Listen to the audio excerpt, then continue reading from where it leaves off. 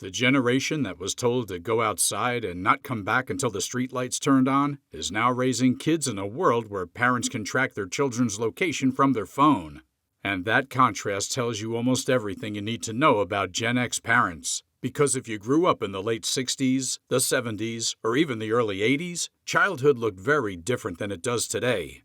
Many Gen X kids came home to empty houses. Parents were working, often both of them. And this wasn't just an occasional situation. It was a massive cultural shift happening across the country. Between 1970 and 1990, the percentage of mothers in the workforce with children under 6 jumped dramatically, from about 37% to nearly 60%, according to the U.S. Bureau of Labor Statistics. That shift quietly reshaped childhood. Millions of kids became responsible for themselves for several hours every day. You got home from school, unlocked the door, made something to eat, watched TV, or did homework until your parents got back. This experience became so common that it earned a nickname, the latchkey kid, and it became one of the defining childhood experiences of Generation X. But the latchkey experience wasn't just a quirky cultural detail. It shaped something deeper, because when millions of kids grow up handling daily life without supervision, it doesn't just change childhood. It changes psychology, and that's where the real story of Gen X begins. A 2004 study by Reach Advisors described Generation X as one of the least supervised and least nurtured generations in modern American history. And that statement isn't necessarily an accusation. It's a description of the environment they grew up in. Kids were expected to handle things on their own. If you had a problem with a teacher, your parents probably didn't call the school. If you argued with a friend, you were told to figure it out. If something went wrong, the solution usually came from you. That kind of upbringing creates something powerful: self-reliance. Gen X learned early that life doesn't always come with instructions. They developed independence faster than many generations before them, but independence also had a psychological cost. Because when you grow up solving problems alone, you also learn not to expect help, not to assume someone will step in, not to rely too heavily on outside support. From the outside, that looks like strength, but from the inside, it can sometimes feel like quiet loneliness. And here's where things get interesting. Because the kids who learn to handle everything alone are now the ones raising children. And when people become parents, something unexpected happens. Their own childhood suddenly becomes the blueprint they either repeat or try to rewrite. Many Gen X parents openly talk about how their childhood shaped the way they raise their own kids. They remember what it felt like to come home to an empty house, to navigate problems alone, to wonder if anyone was really paying attention. And because of that, many of them have made a conscious decision to parent differently, not necessarily by hovering, but by being emotionally present, by paying attention, by showing up when it matters. This is where the paradox of Gen X parenting appears.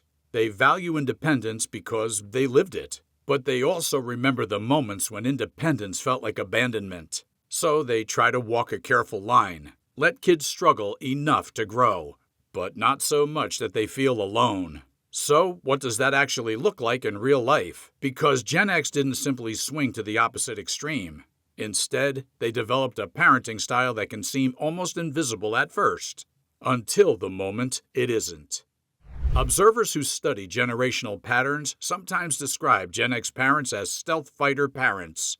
The idea is simple. They aren't constantly hovering over their children. They're not monitoring every moment. But when something serious happens, they show up immediately. Most of the time, they allow their kids to handle everyday problems on their own. School drama, friend conflicts, minor mistakes. But if something serious appears, bullying, unfair treatment, emotional distress, they step in with surprising intensity. To outsiders, this can feel contradictory. How can someone be both hands-off and fiercely protective? But the answer lies in their childhood experience. They learned independence early, yet they remember the moments when independence felt like neglect. So they try to give their children something they didn't always have: support without suffocation. What's fascinating is that this instinctive approach actually mirrors something psychologists have been studying for decades. And once you understand that framework, Gen X parenting starts to make a lot more sense. Developmental psychologist Diana Baumrind spent years studying parenting styles. She discovered that most parents fall into categories based on two things: how emotionally responsive they are and how many expectations or rules they set. Authoritarian parenting is strict but emotionally distant. Permissive parenting is warm but lacks boundaries. Neglectful parenting lacks both structure and support. But there is one style that consistently produces the strongest outcomes: authoritative parenting. This style combines warmth with expectations. Parents are emotionally present, but they still maintain clear boundaries. Decades of developmental psychology research show that children raised in authoritative homes tend to perform better academically, regulate emotions more effectively, and develop stronger social skills. Interestingly, when Gen X parents talk about their approach, being present but not controlling, supportive but not overbearing, it often aligns closely with this model. But even if Gen X parents have landed on a balanced style of parenting, they're facing a challenge their own parents never had to deal with, because the world their children are growing up in looks completely different. Gen X is the first generation raising children fully inside the digital age. Social media has transformed childhood.